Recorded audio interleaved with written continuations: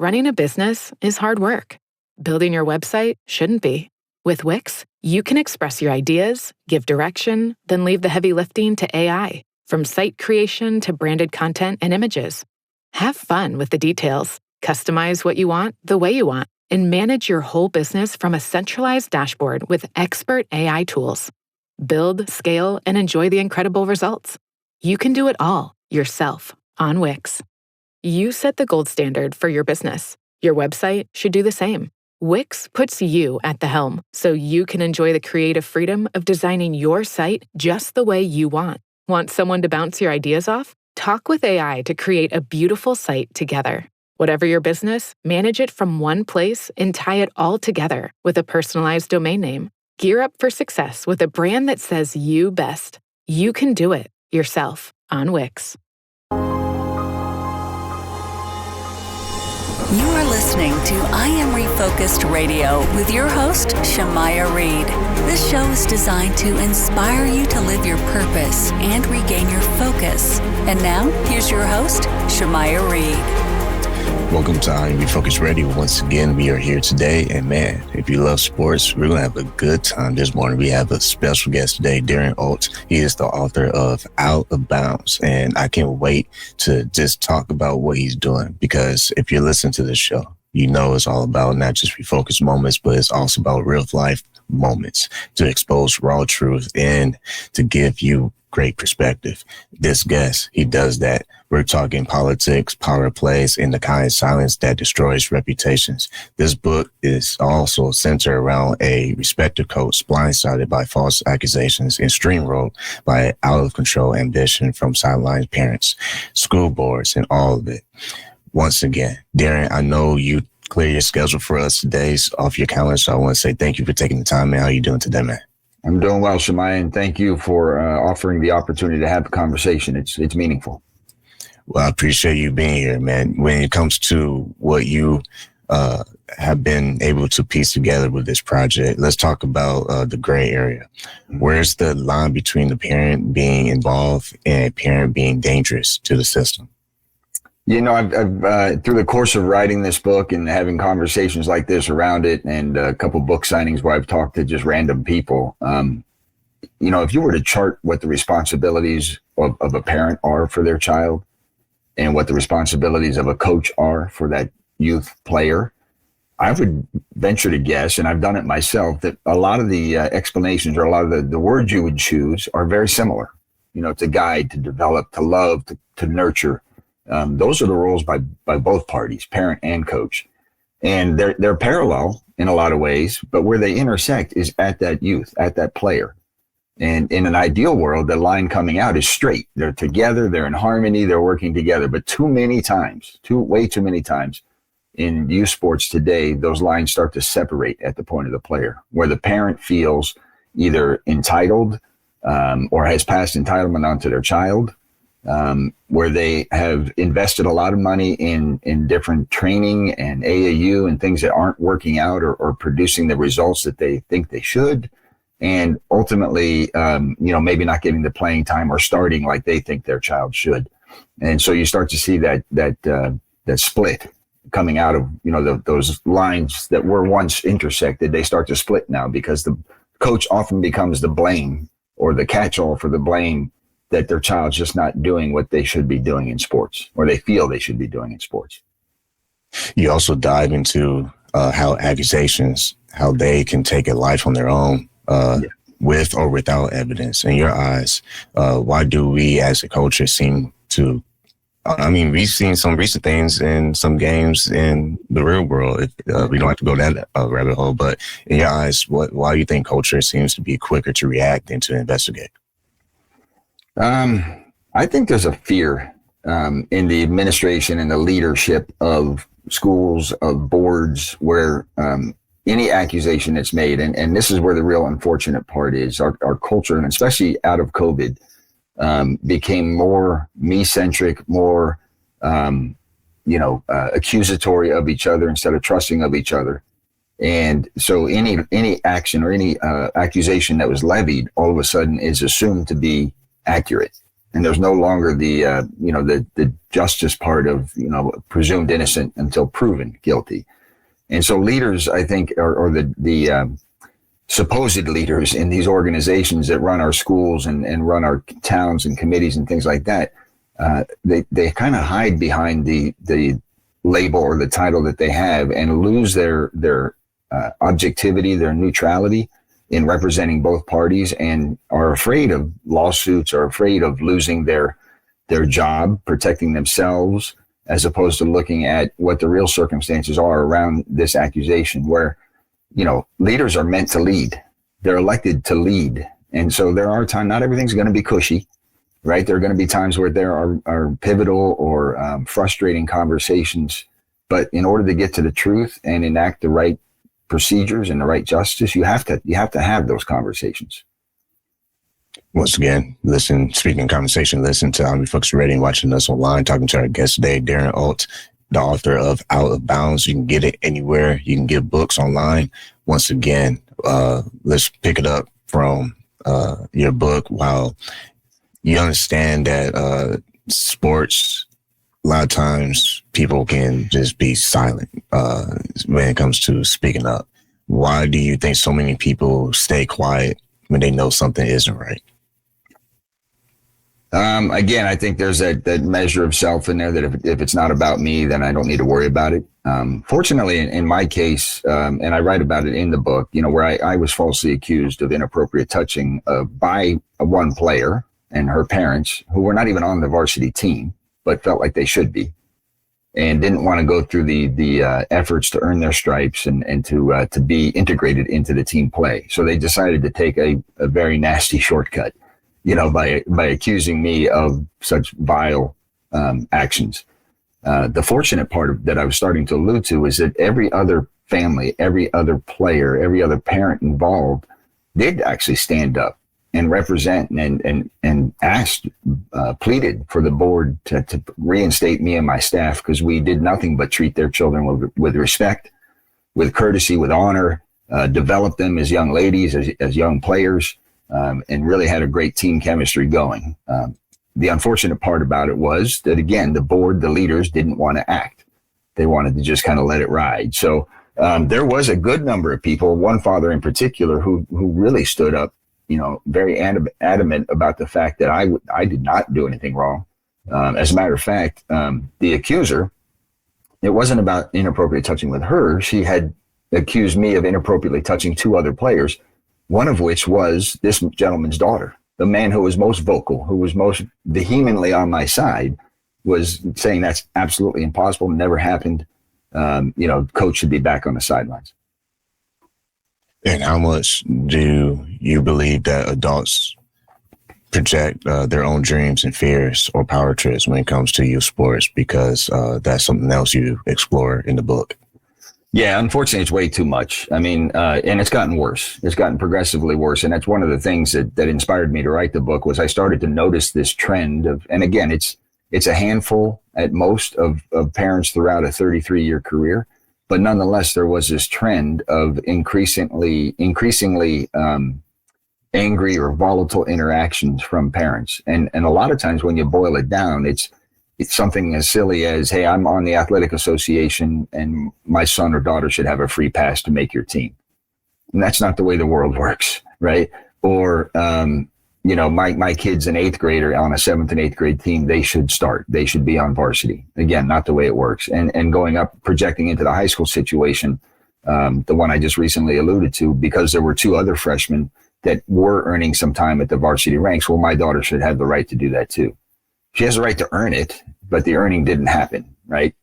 So I think there's a big part of that. I think parents historically have tried to live vicariously through their kids, where maybe, they didn't do as well in basketball, or even if they did, sometimes that's the worst case, when you have a star mom or dad and they expect immediately, just through bloodlines, that their kid is going to be a star as well. And so that gets frustrating. I've talked a few times around, the investment that parents make in training today is ridiculous. The amount of money spent in training, and not only training itself, but the multitude of trainers for one player. So one person could have 3-4 different trainers in their head, and then have to go talk to the coach and figure out what the coach wants too. And it just gets mentally and emotionally and physically straining on a child. But when parents don't see that investment turning around, all that money spent not reaping the reward for it, the rewards, I think they start to get a little frustrated and start to lash out as to everybody else is at fault. I've been spending all this money on training. And then, things like AAU, where there's a lot of money, a lot of time put into it, and AAU is not at the same level or standards of player development as it used to be. And just to follow up on that, when you look at parents who are doing it right, and they happen to have a star player, what are some of the differences that you see with how they are supporting their child? Because if you have a parent who happens to have a child who's kind of beating the odds and almost pouring themselves into a leadership role in the team, what are some of the differences you see how they handle that type of success? Yeah, parents who get it, who are invested in the partnership of coach-child relationship, coach-parent relationship, are amazing people. And again, I want to point out that was the vast majority of my experiences, but nobody likes to read about good things. So I thought I would share the complicated things, but those parents get it and are truly partners. They are. They'll come and have conversations with you. If there's a question around, it's not about, how can my daughter start? Why doesn't she start? Or why doesn't she have 32 minutes out of the game? It's more around, how can my daughter help? How can she contribute? What do we need to do to get better? And that dialogue, those kind of questions, that conversation changes the scene dramatically, right? Where, again, if you go back to what we started with on the parallel lines, you're both working towards trying to help that child develop, not just as a player, but as a human being, as an adult who's going to be, have positive interactions when they leave high school and get through college and ultimately are out into the real world. And speaking of the real world, education doesn't stop on the court. It actually goes into the classrooms as well. You also explore in the book, you touch on school boards and politics in education. What's something most people don't know about how those systems work behind the scenes? Well, my whole experience and journey through what had happened at the very end of my career, what caused me to stop coaching, outside of having opportunities to coach, it caused me to stop coaching because it just left such a bad taste, was the ineffectiveness, the lack of willingness for the board to engage. And they're all elected to positions to lead and monitor and work through school issues and support both staff and student. Coaches are part of the staff and work through any disagreements. And they just absolutely wouldn't do it. For 40 days, Shemaiah, 40 days, I sat on the sideline without even knowing what exactly I was accused of. Nobody, and I'd start reaching out to the administration, starting with the principal at first, who was somewhat engaging at the beginning, but then eventually just started to ghost me like I was a problem. And all I wanted to do was get to the truth. Let's pull the people together in the room. Let's have a conversation, and get to the truth.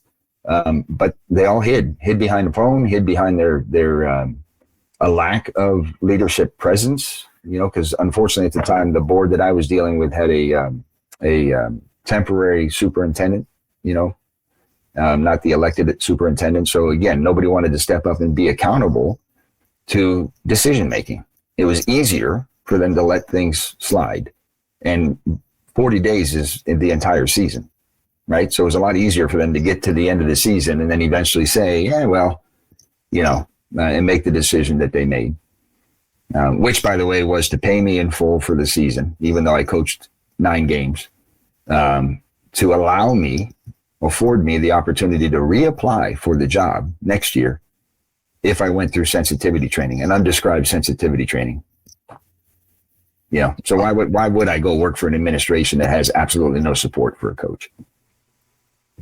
Once again, this is on Refocused Radio. I'm talking to our guest today, Darren Ault, author of Out of Bounds. When you think about how, like you said, you've been saying throughout the show, good people can get steamrolled and blindsided, if you will. What helps, do you believe, based on your experience, help them to stand back up? And what do you believe help you personally keep your character as far as going through the whole process?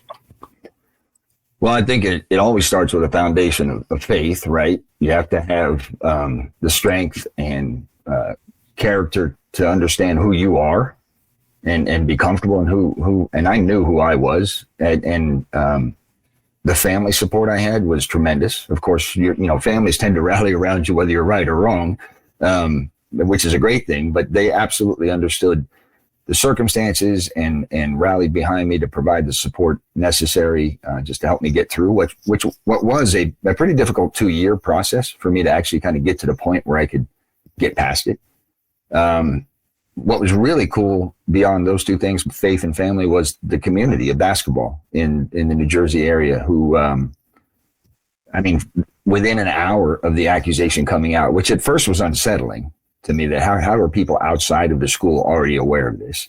But within an hour, coaches, athletic directors, referees were reaching out to me, making statements around, they absolutely know this is false, supportive statements. One guy even said to me, if the school's going to do this to you, who are they going to get to coach at that school? Which again was a testament and statement to their belief in my character. Eventually the press started to reach out to me, and within the same day, which just blew my mind that all this was already out, and again, no protections for the person who's being accused. But yeah, the support of the community and the strength, and not just on that day, but through the entire process, to the point where, and I've mentioned this before, I mentioned it in the book as well, go into great detail, where there was a school board meeting 2 weeks after the accusation, and 2 different occasions, a parent got up and read a letter on behalf of the parents. So they were signed by all but one set of parents and alumni parents for asking for reinstatement of me and my staff and supporting our character and our culture. And then another parent got up and read a letter on behalf of the players, all but one, including alumni players. Again, asking for my reinstatement, sharing the kind of respect and courtesy that their daughters were given every day. What kind of conversation do you hope that this book can begin in locker rooms, in board meetings, and in family homes? There's a lot of layers to that onion, Shemaiah. I mean, the first thing, if you're going to be a leader, if you're going to enlist yourself or offer yourself up for a leadership role, don't be afraid to lead. Be accountable, have what Jocko Willink calls extreme ownership. At the end of the day, when you're the one creating the mission and setting the goals, you're the one who's accountable for them. And as I said, the Homedale Board of Ed just absolutely lacked that direction, lacked that ownership, that accountability. So that's one thing, one conversation that people should have.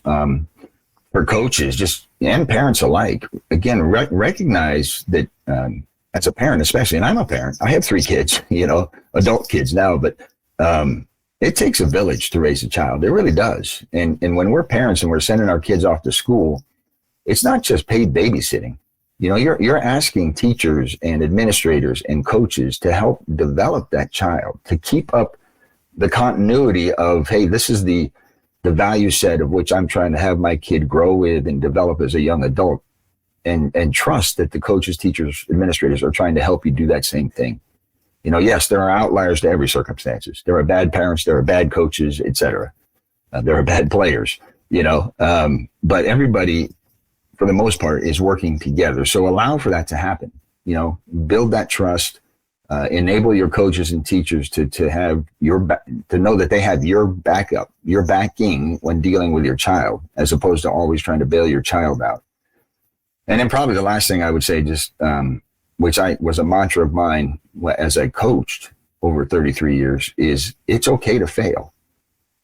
And a lot of times parents are just so guarded about their kids that they won't even let them fall down and skin their knee. They don't get to experience the pain and the anguish or the struggle and the frustration that is in life. So when they get into a sport and they're no longer the top dog on the court, they don't know how to deal with it.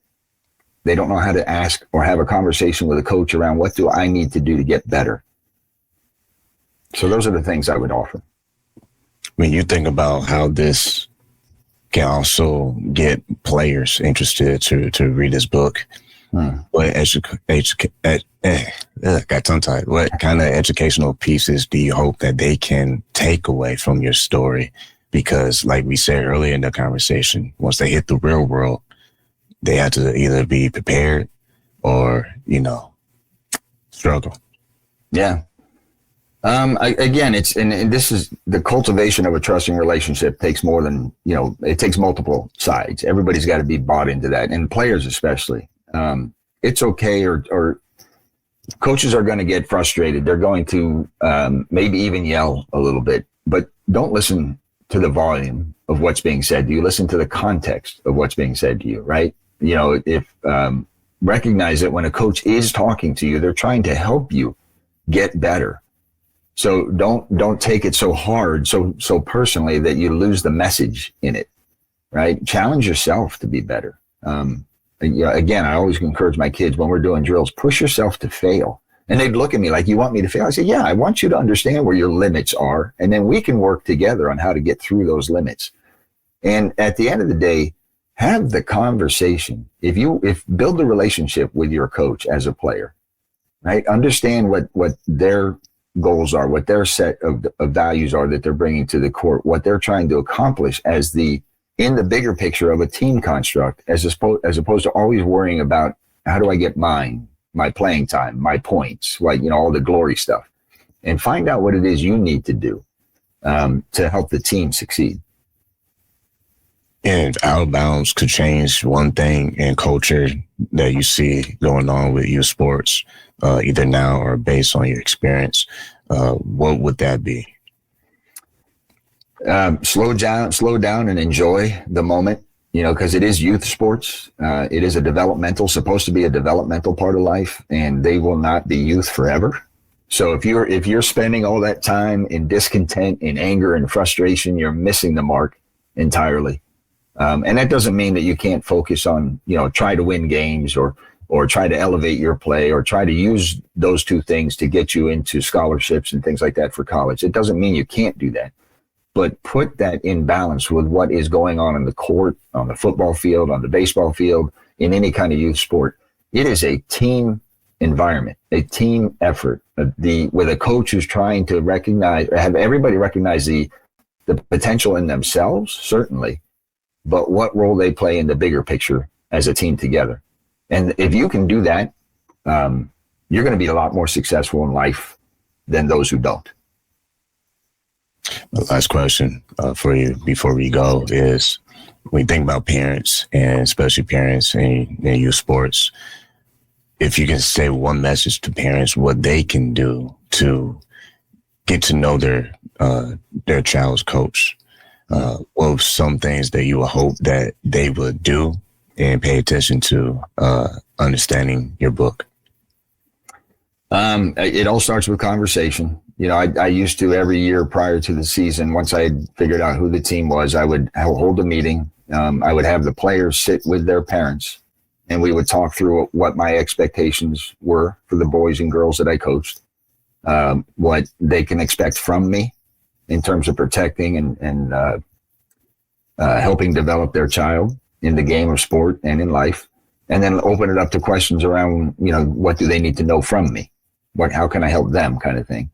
The sad part about it, Shemaiah, was all my players were there, but maybe half the parents were, and so that be committed to having that engagement with the coach. And if you need more than beyond that meeting, respectfully request an opportunity for one-on-one time with a coach. Because I think most coaches, I know I would, if a parent came to me and said, hey, can I schedule some time just to talk with you to better understand you, to better understand yes, absolutely. If you come at them hot and heavy after a game or after some situation, you're not going to get a good audience, and you shouldn't expect to. If you come at them hot and heavy with selfish things intent, like how come my kid didn't start, or how come my kid only got 2 minutes, that, again, is not a good time to have a conversation. Reword that a little bit. Tongue-tied is in today's message here, but reword that a little bit to where, what can I do? What can we work on to get better, to be more contributive to the team? And if you can just kind of shape that, I think you get a much more rewarding dialogue, a much more rewarding relationship. Once again, listen to Refocused Radio and talking to our guest today, Darren Ault, author of the book Out of Bounds. We still got a little bit more time left. Yeah. When you look how some players, they're fortunate enough to make it to the next level, high school and beyond that, college, and they're really fortunate they're able to play in professional league. When you see opportunities of some today's stars who have made it in a professional league, what do you believe they have learned just from your experience working with young people? What do you believe they have learned building a relationship with their coaches throughout their careers that's allowed them to sustain their success? That's a great question. And I think there's probably two pockets for that. One is into college, which still allows for and cultivates a strong coach-player relationship, right? Whereas in the pros, I think especially on the men's side of pros, it's gotten to the point where the players are bigger than the coach. And so you start to see two different things going on there. But on the college side, the kids are, yes, there are superstars out there. And what they probably realize is that they've got some God-given talent that, whether it's I can jump real high, I can throw real fast, I can run a 4.0 40 or, whatever it is, that's God-given talent. But how do I take that talent and further develop it, shape it, round it out, so that I'm more complete as a player?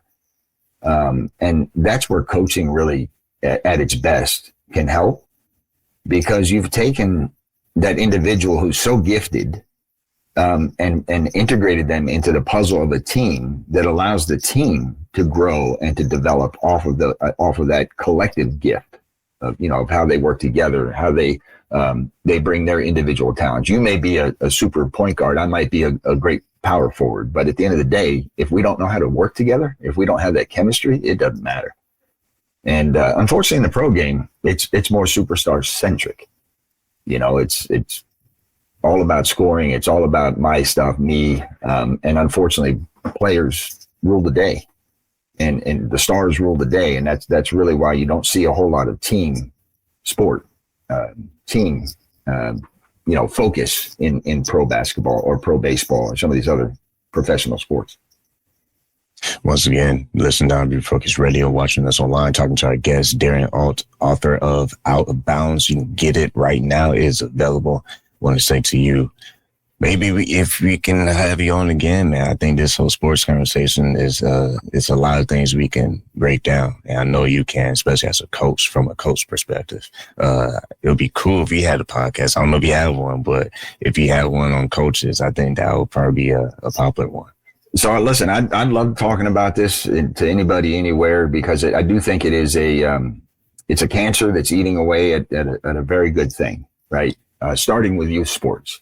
So I would love to talk to you more about it, your audience more about it. I do actually have a podcast. It's me and my son, called Outside the Coach's Box, where he corralled me into turning our weekend conversations around football and baseball and whatnot into let's do it in front of people on camera and on the mic. And so it's currently on Spotify, and there are some YouTube videos. I mean, we're just kind of scratching it out, but it's fun just to have the non-ESPN type conversation, dig a little bit deeper into the sport, to the people, the nuances to the game, etc. Well, I'm glad I asked. So what I'll do is, for our viewers and our listeners, I'll make sure to put a link to their podcast so you can check out what him and his son are doing. So I think that's awesome. Well, once again, talking to Darren Ault, author of Out of Bounds. Like always, want to say to you, man, thank you for your time. Thank you, Shemai. I appreciate what you're doing, and keep up the good work.